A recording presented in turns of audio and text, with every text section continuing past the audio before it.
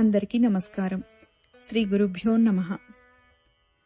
కంచి పరమాచార్య స్వామివారి మహత్యాన్ని తెలిపే ఈ అనుభవం స్టోరీస్ ఆఫ్ మహాపెరియవ పరమాచార్య అనే పేజ్ నుంచి స్వీకరించబడినది. ఈ అనుభవం పేరు పచ్చని పాల సముద్రం. పరమాచార్య స్వామివారిని ప్రముఖ గీత రచయిత కన్నదాసన్ కలిశాడు. ఎప్పటిలాగే వారు ఆధ్యాత్మికత గురించి మాట్లాడుకున్నారు. పూర్వం కన్నదాసన్ నాస్తికుడుగా ఉండి మన మతం గురించి హేళనగా రాసేవాడు. మహాస్వామివారి ప్రభావం వల్ల మెల్లిగా మారిపోయాడు. స్వామివారే అతణ్ణి పనికిమాలిన హేతువాదం నుండి బయటకు తీసుకుని వచ్చారు. కానీ విమర్శించడం అనే సామాన్య గుణం మాత్రం అతణ్ణి వదలలేదు.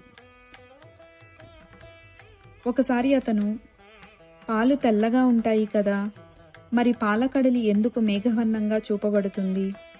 మహావిష్ణువు రంగు పాలసముద్రంలో కలిసిపోయిందా అని అడిగాడు స్వామివారిని. అందుకు స్వామివారు ఒక చిరునవ్వు నవ్వి, ఆనందంగా ఉండు, మధ్యాహ్నానికి నీకు సమాధానం దొరుకుతుంది అని చెప్పారు. కన్నదాసన్ కలవరపడ్డాడు. ఇక ఏమీ మాట్లాడడానికి సాహసం చెయ్యలేదు. ఆ మధ్యాహ్నం శ్రీమఠానికి గుమ్మిడి బంగారు చెట్టి వచ్చాడు. కన్నదాసన్, గుమ్మిడి ఇద్దరూ చెట్టియార్ కులానికి చెందినవారు. వాళ్ల పద్ధతిలో వారు నమస్కరించుకున్నారు. తరువాత గుమ్మిడి బంగారు చెట్టి పెద్ద పచ్చని మరకతాన్ని స్వామివారు స్వీకరించాలని పాదాల వద్ద సమర్పించాడు.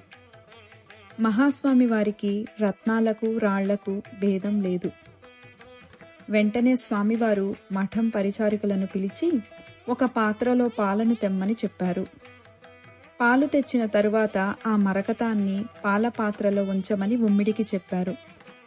ఇది ఉమ్మిడికి పిడుగులాంటి మాట.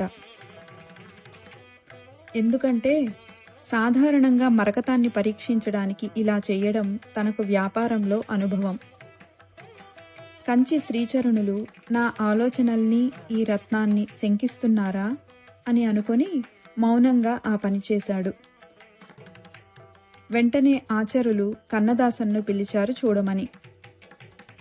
అది చూసి కన్నదాసన్ ఆశ్చర్యపోయాడు.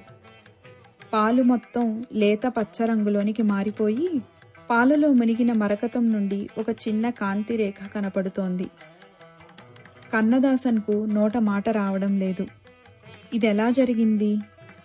ఆచార్యుల వారు అలా జరగడానికి గల కారణాన్ని శాస్త్రీయంగా వివరించి, ఇలాగే పాలసముద్రం విషయంలో కూడా పరమాత్మ పాలసముద్రంలో పడుకున్నప్పుడు ఆయన నుండి కూడా ఇటువంటి తేజస్సు వస్తుంది, అందుకే అది మేఘవర్ణంగా ఉంటుంది అని తెలిపారు.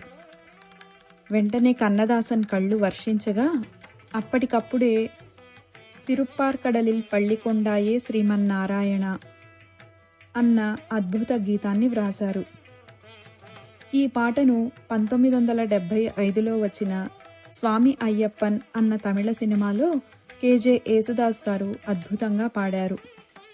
ఉమ్మిడియార్కి ఆచార్య స్వామివారు ఆశీస్సులు అందించి ఆ మరకతాన్ని వరదరాజస్వామివారి దేవాలయానికి తీసుకుని వెళ్లి దానితో స్వామివారికి మకుటాన్ని చేయించమని ఆదేశించారు. కన్నదాసంతో పాటు అతను కూడా కళ్ళనీరు పెట్టుకున్నారు. స్వామివారు మరకతాన్ని పాలలో ముంచమని చెప్పినప్పుడు అవమానపడ్డాను అనుకున్నాడు. కానీ అది రత్నాన్ని పరీక్షించడానికి చెయ్యమన్నది కాదని తెలిసి పశ్చాత్తాపపడ్డాడు. ఇలాంటి ఎన్నో సంఘటనలతో జనుల అజ్ఞానాన్ని, అహంకారాన్ని పోగొట్టే జ్ఞాన గురువులు మన స్వామివారు. అపార కరుణా సింధుం జ్ఞానదం శాంతరూపిణం శ్రీ చంద్రశేఖర గురుం ప్రణమామి ముదాన్వహం. స్వస్తి.